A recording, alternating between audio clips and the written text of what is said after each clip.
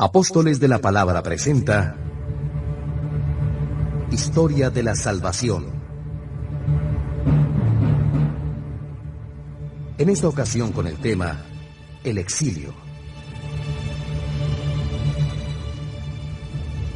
Una realización del padre Flaviano Amatuli para fortalecer la fe de las comunidades católicas.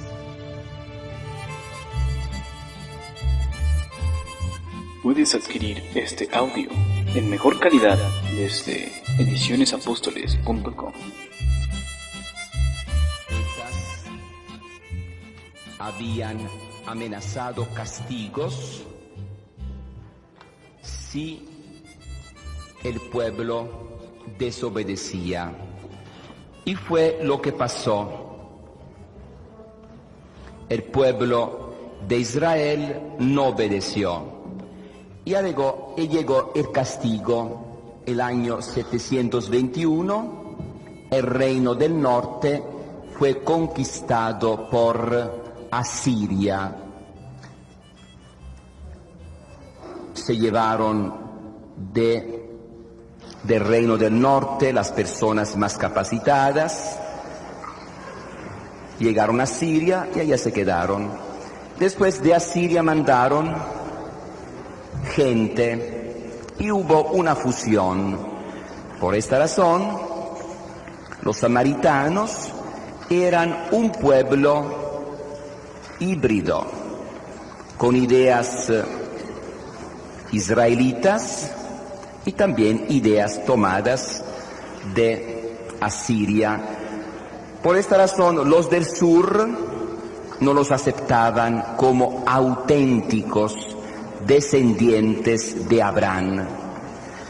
Veremos en el Nuevo Testamento, los que escuchan la palabra de Dios, que han leído algo, van a misa, se dan cuenta en el Nuevo Testamento cómo existía cierto desprecio hacia los samaritanos, por no ser verdaderos, auténticos descendientes de Abraham. Así que desaparece el reino del norte. El reino del sur sigue adelante, pero el año 586 también es conquistado por Babilonia. Vamos a ver las lamentaciones. Los que tengan la Biblia pueden buscar el libro de las lamentaciones. Vamos leyendo algo. Por ejemplo, primera lamentación, versículo 18.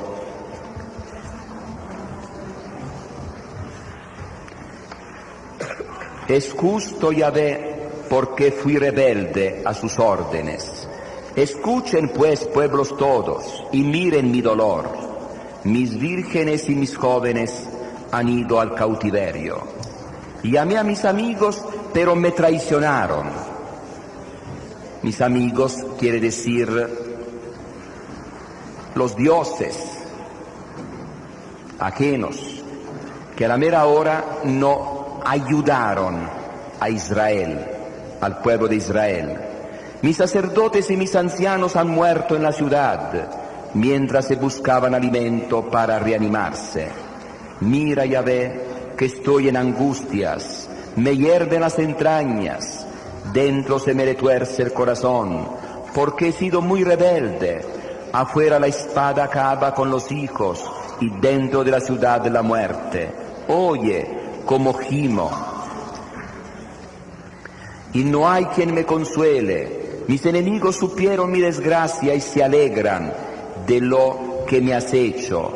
Que venga el día que tienes anunciado, que ellos estén como yo estoy. Que toda su maldad llegue ante ti y trátalos como me trataste a mí por todas mis rebeldías, porque mis gemidos son muchos y languidece mi corazón. Bien, muy interesante leer las lamentaciones de Jeremías, así llamadas.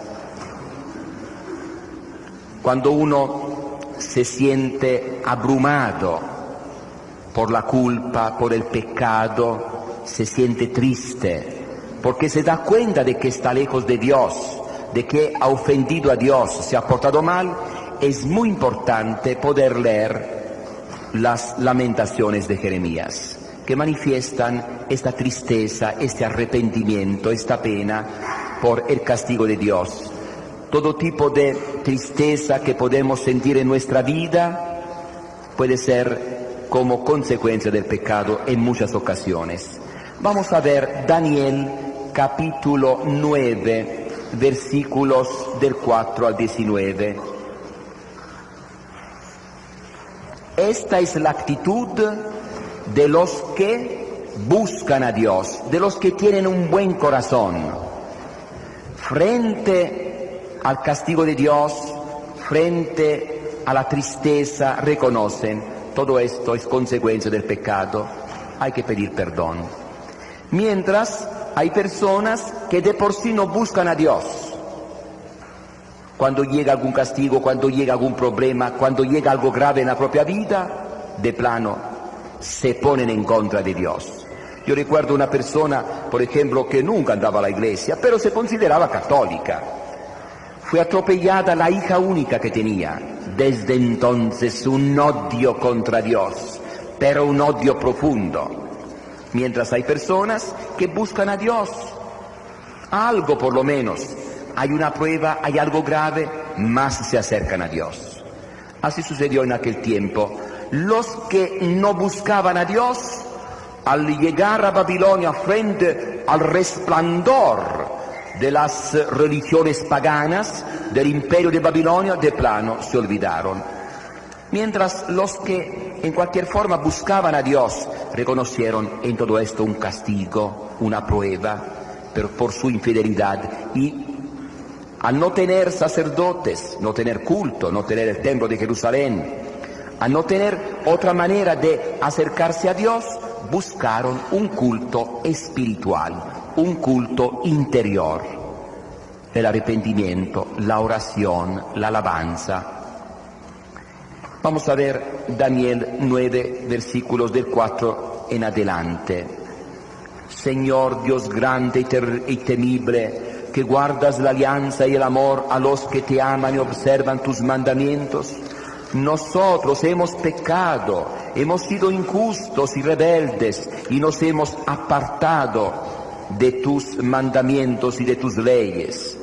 No escuchamos a tus siervos, los profetas, que en nombre tuyo hablaban a nuestros reyes, a nuestros jefes, a nuestros padres y a todo el pueblo del país. Señor, para ti la justicia, para nosotros la cara llena de vergüenza, como sucede en este día. A nosotros, a los hombres de Judá, a los habitantes de Jerusalén, a todo Israel, próximos y lejanos, en todos los países donde tú los dispersaste a causa de las infidelidades que cometieron contra ti. Para nosotros, para nuestros reyes, para nuestros príncipes, para nuestros padres, la vergüenza, porque nos hemos sublevado contra Yahvé. Ven, y sigue adelante en una oración de arrepentimiento. Versículo 17. Ahora pues, oh Dios nuestro, escucha la plegaria y las súplicas de tu siervo, y por amor a ti mismo, haz brillar tu rostro sobre tu santuario devastado, el templo de Jerusalén destruido. Muy interesante esta idea, por amor a ti mismo, quiere decir, con nuestra vergüenza, con nuestra humillación, también Yahvé, también Dios, ha perdido algo de su honor. Porque los pueblos paganos preguntan, bueno, ¿y cuál es su Dios?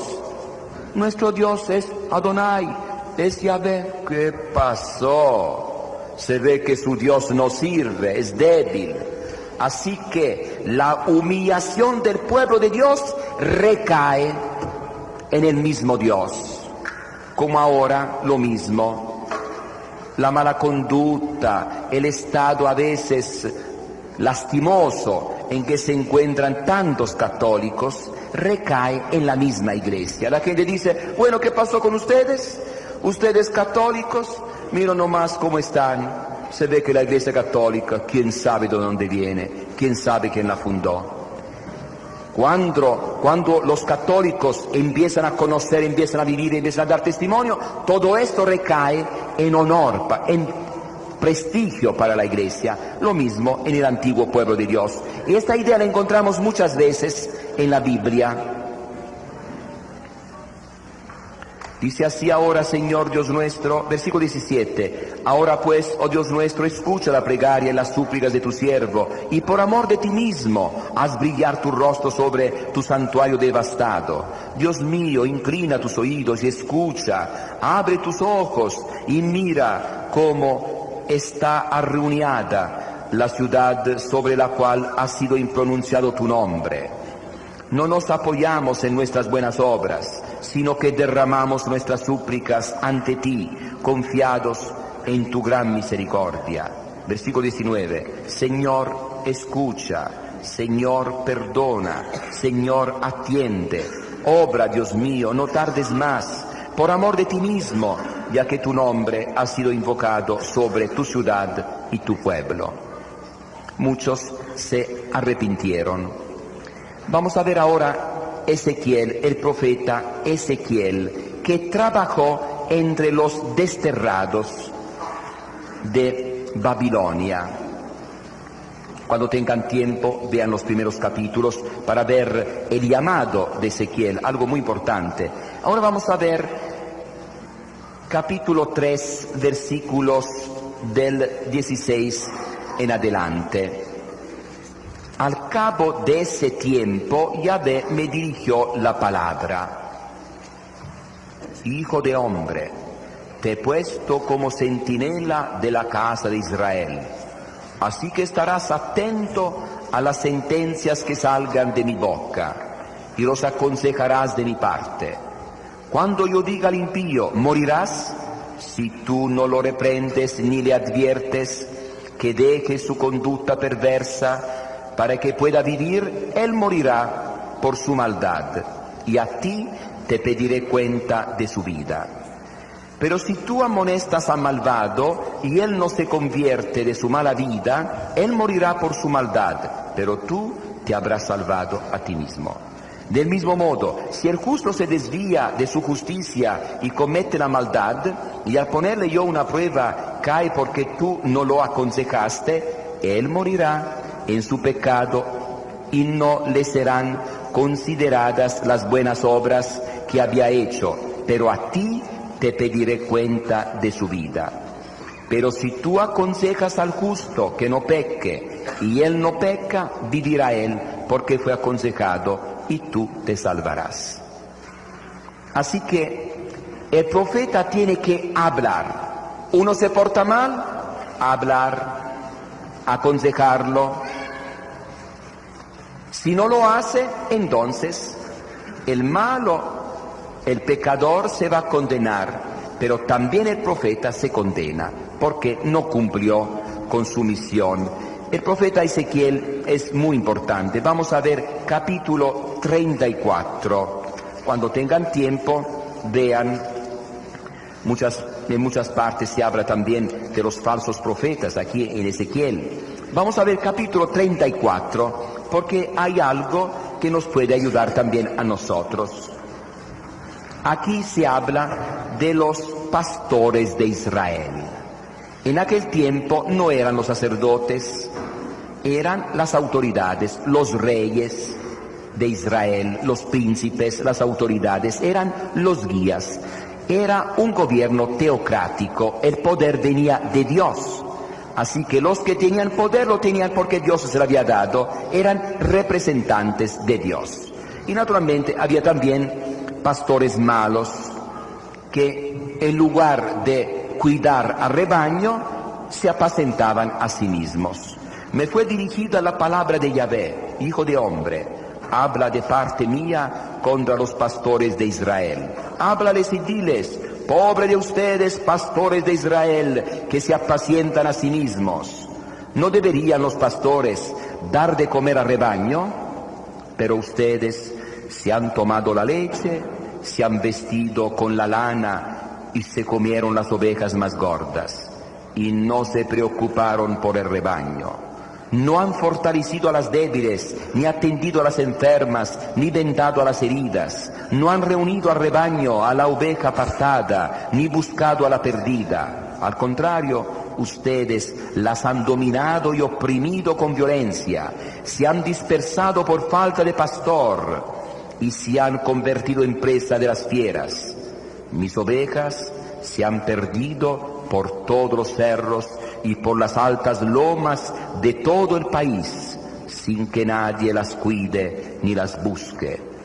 Por eso, pastores de Israel, escuchen la palabra de Yahvé, porque mis ovejas han pasado a ser presa de todas las fieras por falta de pastor, porque mis pastores no se han preocupado de mis ovejas, y porque los pastores se cuidaban a sí mismos y no a mis ovejas. Escuchen esta palabra. Así dice el Señor Yahvé: voy a pedir cuentas a los pastores, les reclamaré mis ovejas, se las quitaré para que no dispongan más de ellas a su gusto, arrancaré de su boca mis ovejas y ya no se las comerán.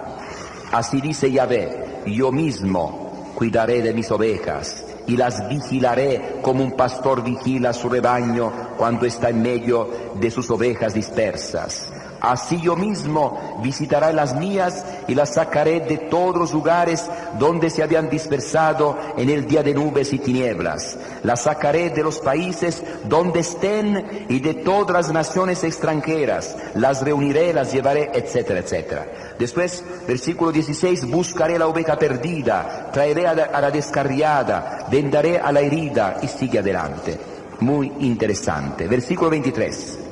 Yo haré surgir un único pastor que esté al frente de ellas y las apaciente, a David, mi siervo. Naturalmente, David había muerto. Se trata de un descendiente de David, Jesús. Jesús dirá, capítulo 10 de San Juan, versículo 11, yo soy el buen pastor. Yo doy la vida por mis ovejas. Y después Jesús dice a Pedro, Juan 21 del 15 al 17, apacienta mis corderos, apaciento mis ovejas. Aquí está. Aquí vemos claramente que a veces por culpa de los malos pastores las ovejas se dispersan. Ayer vimos que realmente si actualmente hay católicos que se salen de la iglesia, que van por aquí, van por allá, en medida grande la culpa es de los pastores. Como hoy dije por radio, realmente ha habido sacerdotes, ha habido obispos irresponsables, han confundido el ecumenismo.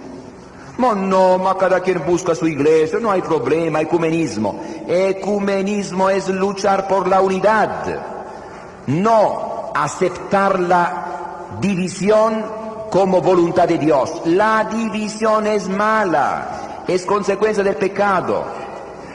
Y muchos así entendieron el ecumenismo. No hay problema, recíbenlos.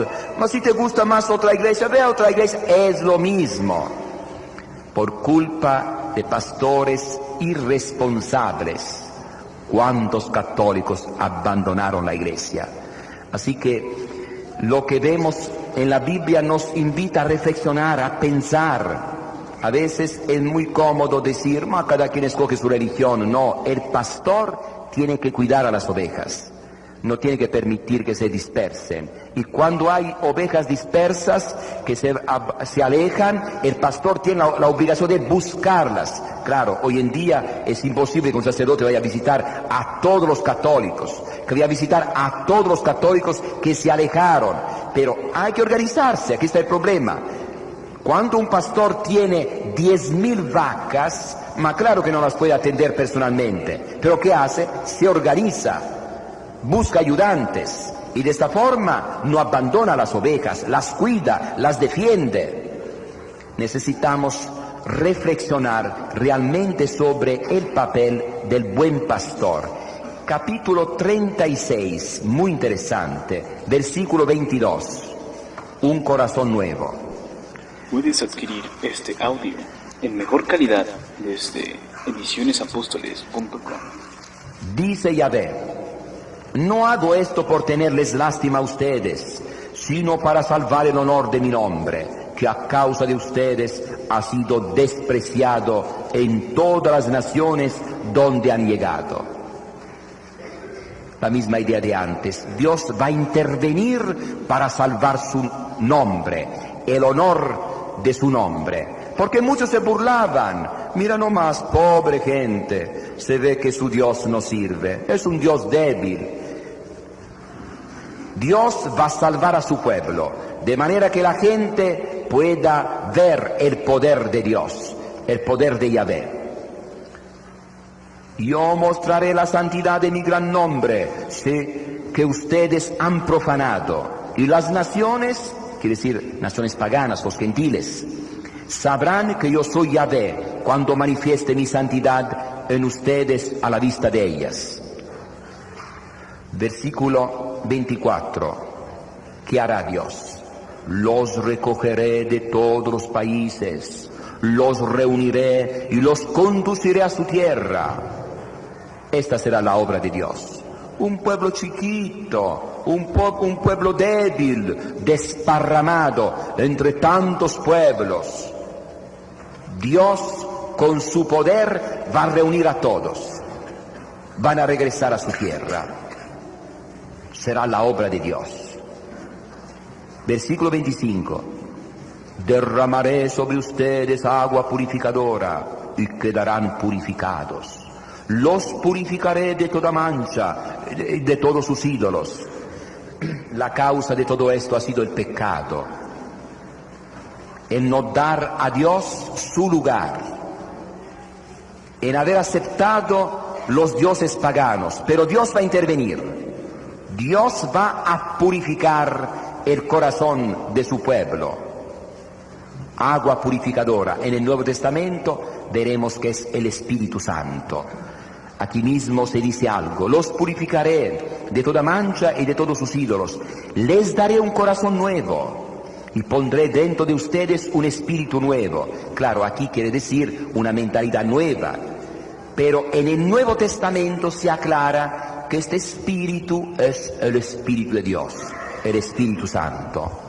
Les quitaré del cuerpo el corazón de piedra, corazón duro, corazón que no entiende. Esta será la acción del Espíritu Santo. Y les pondré un corazón de carne. Infundiré mi espíritu. Claro, que en el Antiguo Testamento no se entendía como persona de la Santísima Trinidad. Lo que piensan los testigos de Jehová es algo del Antiguo Testamento. En el Nuevo Testamento se aclara más quién es el Espíritu Santo. Infundiré mi espíritu en ustedes para que vivan según mis mandatos y respeten mis órdenes.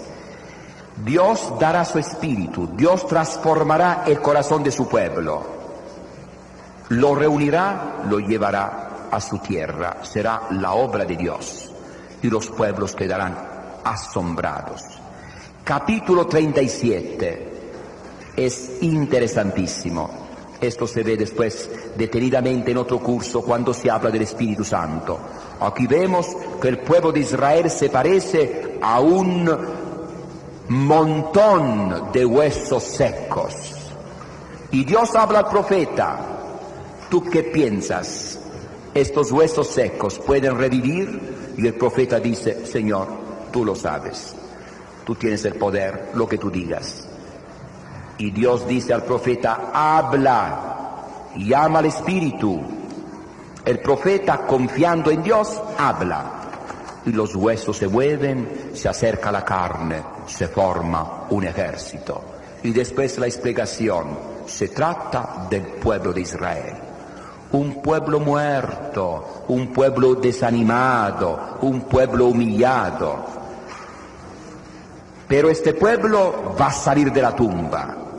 Este pueblo regresará a su tierra. Y la conclusión es interesante. Versículo 14, capítulo 17, versículo 14. Infundiré mi espíritu en ustedes y volverán a vivir.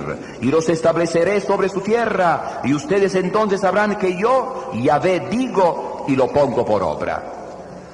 Y esto sucederá entre nosotros. Aquí vemos la primera realización, cuando el pueblo de Israel regresó a su tierra, se transformó. Ahora, el día de Pentecostés empezó la otra realización, y cada uno de nosotros, algún día de su vida, puede experimentar lo mismo. Lo mismo sucede ahora en nuestras comunidades. Hace algunos años, como algunos de ustedes comentaban, nosotros hispanos éramos realmente como tumbas, como muertos, sin organización, sin conocimiento, todos se burlaban de nosotros. Pero ya estamos tomando conciencia del plan de Dios. Somos la Iglesia de Cristo. Hemos sufrido las consecuencias de la ignorancia, de la irresponsabilidad, de tantas cosas, pero ahora Dios está interviniendo. Todo esto es un plan de Dios. Dios intervendrá en nuestra vida, intervendrá en nuestro pueblo, en nuestra historia, y formaremos de veras la Iglesia de Cristo, y muchos quedarán asombrados al ver lo que es la Iglesia que fundó Cristo. Bien, hay tantas cosas.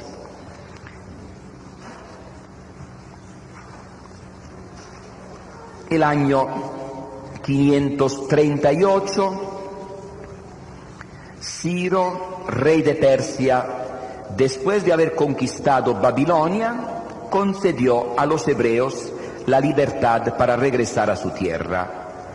Puesto que en su mayoría pertenecían a la tribu de Judá, desde entonces los hebreos o israelitas empezaron a llamarse judíos. Judíos. Bien, vamos a ver, los que tengan la Biblia, el libro de Esdras.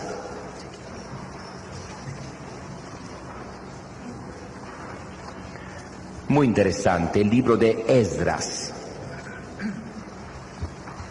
Capítulo 1. Esdras capítulo 1. En el año primero de Ciro, rey de Persia, para que se cumpliera la palabra de Yahvé, dicha por boca de Jeremías, Yahvé movió el espíritu de Ciro, rey de Persia, que mandó publicar de palabra y por escrito en todo su reino. Así habla Ciro, rey de Persia: Yahvé, el Dios de los cielos, me ha dado todos los reinos de la tierra. Él me ha encargado que le edifique una casa en Jerusalén, en el país de Judá. A todo el que pertenezca a su pueblo, sea su Dios con él. Que suban a Jerusalén con la ayuda de su Dios y edifiquen allí la casa de Yahvé, Dios de Israel, el Dios que está en Jerusalén.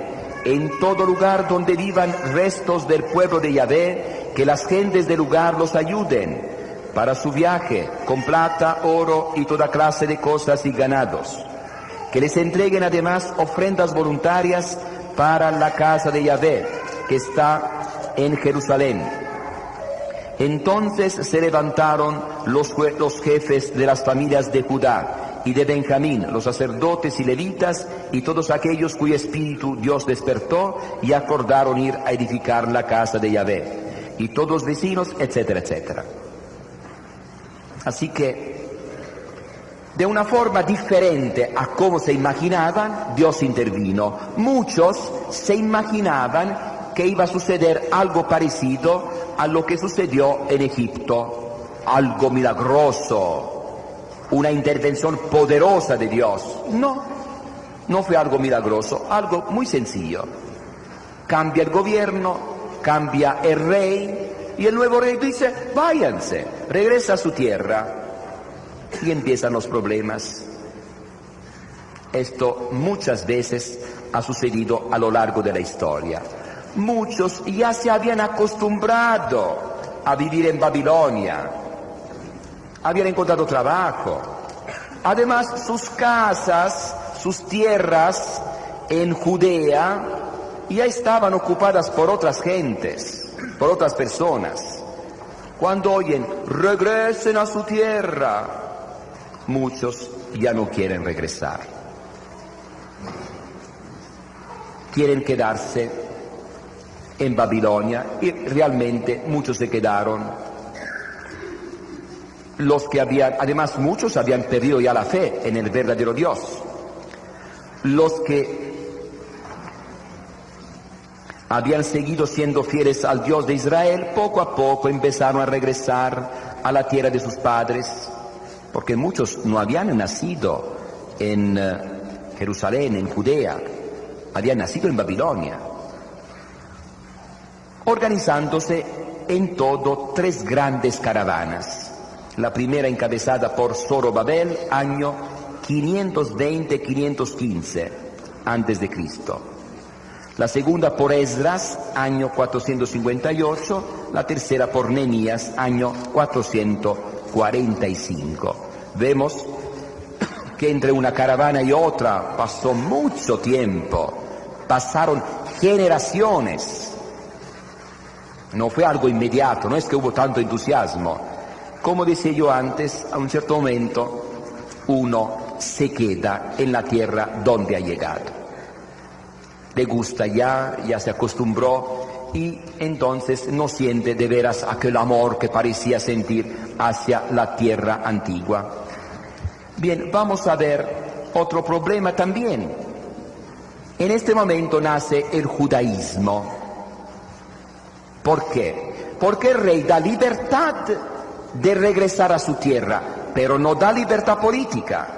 Judea se queda como una provincia que depende de Persia, que depende del extranjero. Hay que pagar impuestos. Y esto claro que no les agradó. Ellos querían la libertad también política. Otra vez como antes, un rey, una estructura especial. Entonces, encontrándose en esta situación, surge un nuevo tipo de organización que tenía validez al interior de la comunidad de Israel. Esta organización se llama judaísmo. El templo de Jerusalén, el sumo sacerdote y los libros sagrados son el centro de la vida religiosa de Israel. Vida religiosa y cultural del nuevo pueblo de Dios, un pueblo santo. Desde ahora se empieza a utilizar esta expresión pueblo santo. Los judíos se consideran el pueblo consagrado a Dios, un pueblo santo. En cada pueblito había la sinagoga como centro de encuentro para la pequeña comunidad. El sumo sacerdote, acompañado por el Sanedrín o consejo de los ancianos, estaba reconocido como la suprema autoridad. Los sacerdotes se dedicaban al culto y los escribas a la profundización e interpretación de la ley de Dios. Bien, ahora vemos Nehemías capítulo 8. Nehemías capítulo 8. Después del libro de Esdras tenemos el libro de Nehemías, capítulo 8, del 1 al 12. Vamos a ver algo. Una vez que regresan a su tierra, poco a poco se reconstruye el templo, las murallas, se establece el culto. Ahora sí, se da mucha importancia a la palabra de Dios. El pueblo de Israel se da cuenta de que ha tenido que sufrir un grande castigo por no haber obedecido a los profetas. Y entonces se hace toda una obra para definir la palabra de Dios hasta aquel tiempo, recopilar los escritos antiguos de los profetas y dar la máxima importancia. Nehemías 8. En el 7º mes, todo el pueblo se reunió como un solo hombre en la plaza que se encuentra frente a la puerta de agua, y pidieron a Esdras que trajera el libro de la ley de Moisés, que Yahvé había dado a Israel. Esdras trajo la ley ante la asamblea, en que se mezclaban hombres y mujeres, y todos los niños podían entender lo que se iba a leer. Era el primer día del 7º mes. Esdras leyó el libro ante todos ellos, desde la mañana hasta el mediodía, en la plaza que está enfrente de la puerta del agua, y todos los oídos estaban pendientes del libro de la ley. Y después aquí se explica la tarima, cómo se organizaron, etc. Versículo 5. Esdras abrió el libro a la vista de todo el pueblo, que estaba en un lugar más alto que ellos. Y cuando lo abrió, el pueblo entero se puso de pie.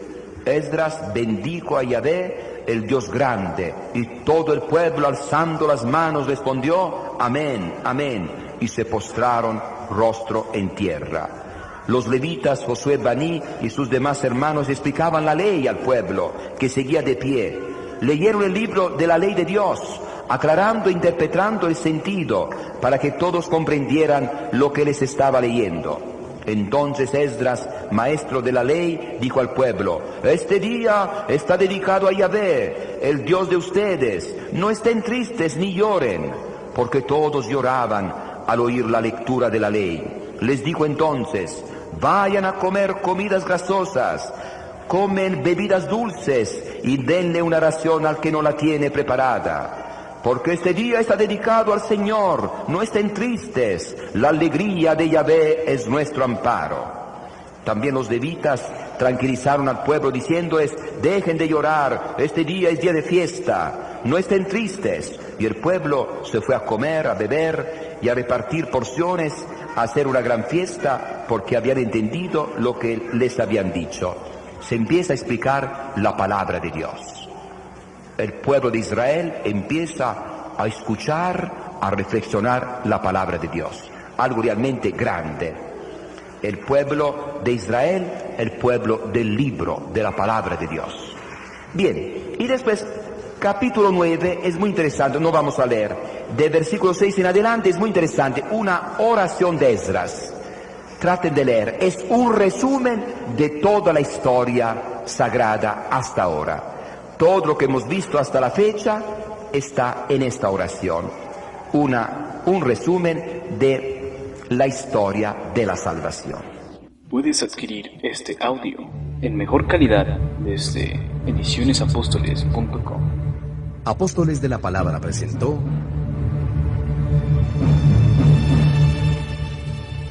Historia de la Salvación.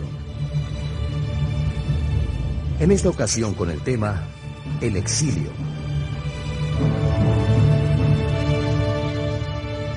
Una realización del padre Flaviano Amatuli para fortalecer la fe de las comunidades católicas.